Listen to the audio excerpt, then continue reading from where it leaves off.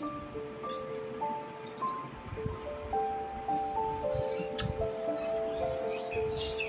friends, welcome back to our channel.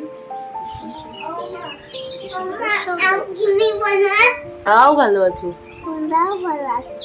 এই গরম। নমস্কার, আমি স্মৃতি। স্মৃতির সংসারে সবাইকে স্বাগত। বড়দের প্রণাম ও ছোটদের ভালোবাসা জানিয়ে আমি আমার ব্লগটি আজকে শুট করছি।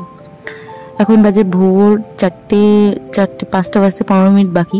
তো আমার কিছুতেই ঘুম আসছে না। এদিকে আমার বর বেরিয়ে গেল কাজে, আর আমার ঘুমই আসছে না। তো তারপর একটু ঘুমিয়েছিলাম, 9:30 বেজে গিয়েছে ঘুম থেকে উঠতেই।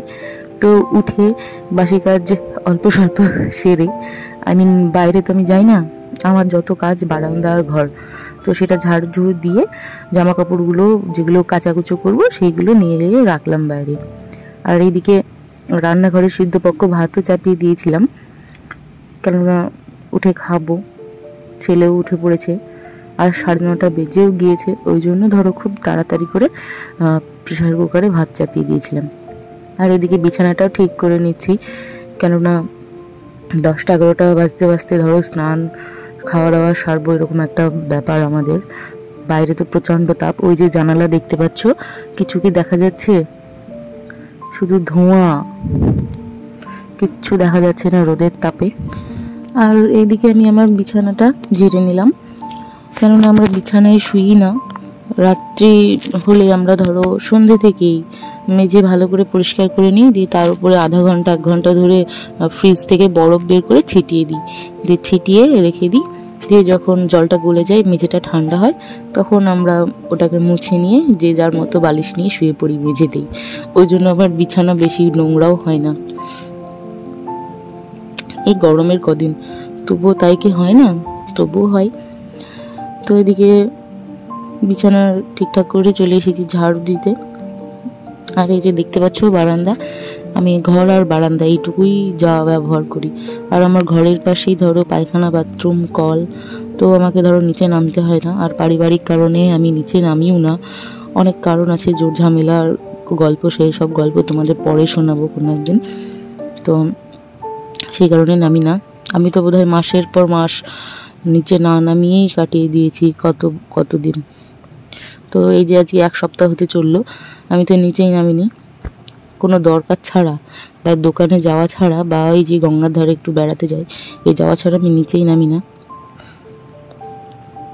তো এই দেখো, এদিকে আমি সার্ফে সব চুবিয়ে দিলাম। প্রত্যেক দিনই কাচাকুচো করি, হালকা সার্ফের জলেই আমার কাচাকুচো হয়ে যাবে।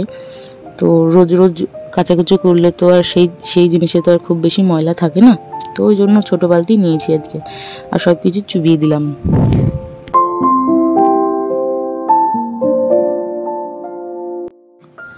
তো জামা কাপড় সার্ফে দেওয়ার পরে আমি ধরো ঘরদোর মুছে নেব, কেননা বেলা হয়ে গিয়েছে।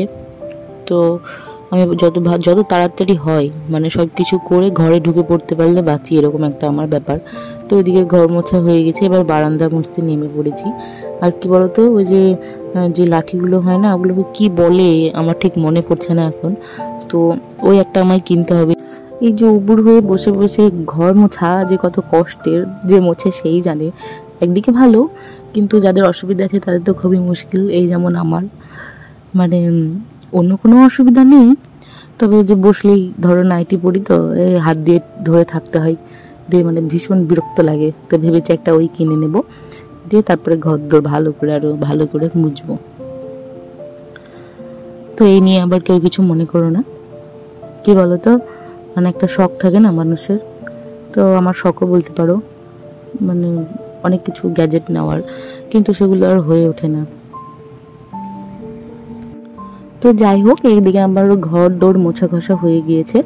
তো আমি এবার ভেবেছি কাপড় চোপড়গুলো কেচে নেব, দিয়ে স্নান করে উঠে আসবো।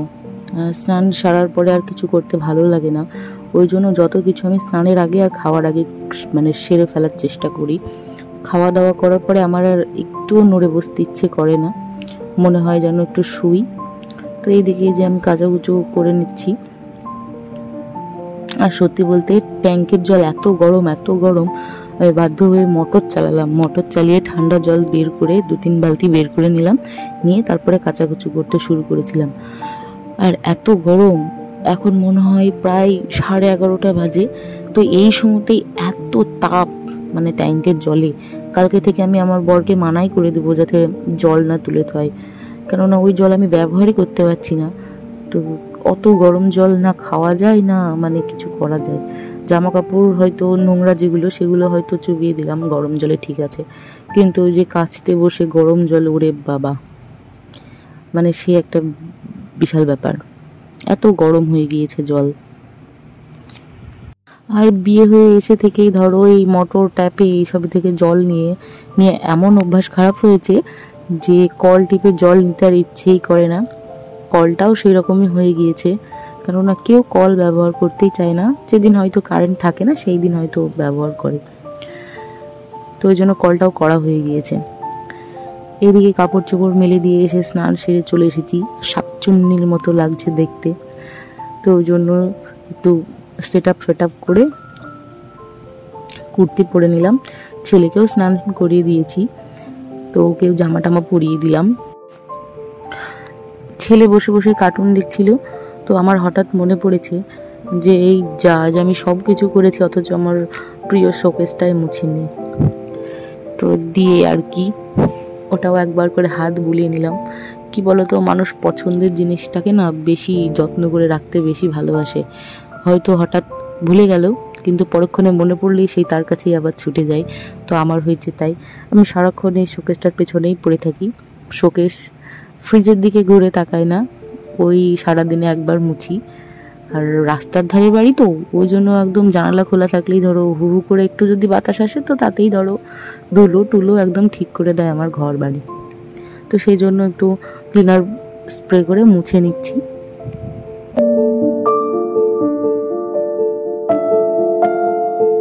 তো সকালে সিদ্ধপক্ষ ভাত খেয়ে আমার ছেলেকে জিজ্ঞেস করেছি যে খেয়ে নিবি, তো ও বলেছিল না খাবো না, একটু পরে খাবো।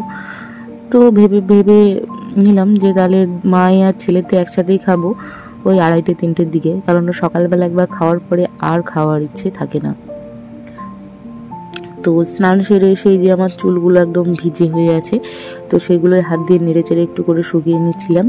আর তোমাদের সাথে যা বকবক করছিলাম সেগুলো মিউট করে দিয়েছি, কেননা ওই যে টিভিতে কার্টুন চলছিল সেগুলো যদি উঠে আসে আর অমনি টুক করে কপিরাইট ক্ল্যাম পড়ে যাবে ভয়ে সেগুলো মিউট করে দিয়েছি।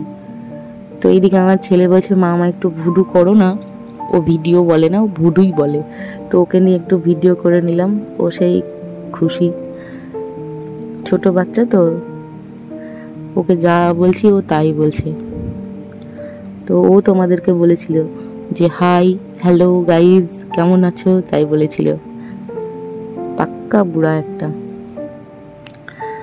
তো সেখানে হয়েও ওর হয়নি ভিডিও করা, আমার কাছে আবার চলে এসেছে, বলছে মা আমি তোমার মাথা চিড়ে দেবো, তুমি একটু আমার ভিডিও করে দাও।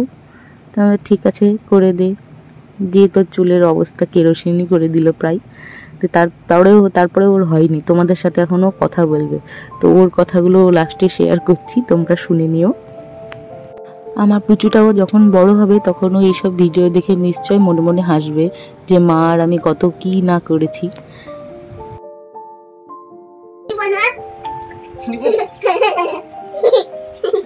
আমরা ভালো আছি, আশা করি তোমরাও ভালো আছো। এই গরমের মধ্যে সবাই বেশি বেশি করে জল খেও। ঘর থেকে বেরিও না, বেরোলে ছাতা নিয়ে তবে বেরোবে। হ্যাঁ, নইলে ঠান্ডা লাগবে, গরম লাগবে।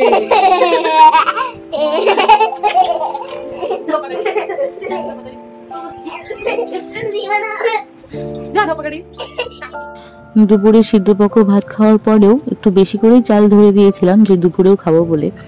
তো ভাতের মধ্যে আলু সিদ্ধ দিয়েছিলাম, তো সেইগুলো বের করে নিয়েছি। তো ভেবেছি আলু সোয়াবিনের তরকারি করব, আর সেটা হবে খুব সাদামাটা, কিন্তু বেশি পড়ে গিয়েছে তেল দিয়ে। মশলা টশলা বেশি কিছু দিইনি, পেঁয়াজ লঙ্কা আর রসুন দিয়ে নেড়ে চেড়ে সোয়াবিন আলু কষিয়ে নিচ্ছি ভালো করে, তারপরে নামিয়ে নেব। আর একটু ওই আলুর দম মশলা থাকে না, ওইগুলো একটু দিয়ে দেবো, ব্যাস, তাহলে একদম আলু সোয়াবিনের তরকারি ওয়াও কি বলতো, বেশি রিচ করে খেলেই না এখন আর সহ্য হয় না, পেটের মধ্যে কেমন একটা করে। আর বেশি রিচ আর খেতেও চায় না, কেননা যেদিন মাছ মাংস হয়, আগে তো খুবই রিচ খাবার করতাম, তো এখন আর সেসব করি না। তো এই যে আমার সোয়াবিনের তরকারি রেডি। তো এই ধরো মায়ের আর ছেলেতে খেয়ে নেব। তো চলো আজকের ভিডিওটা এই পর্যন্ত। সবাই ভালো থেকো, পাশে থেকো, টাটা।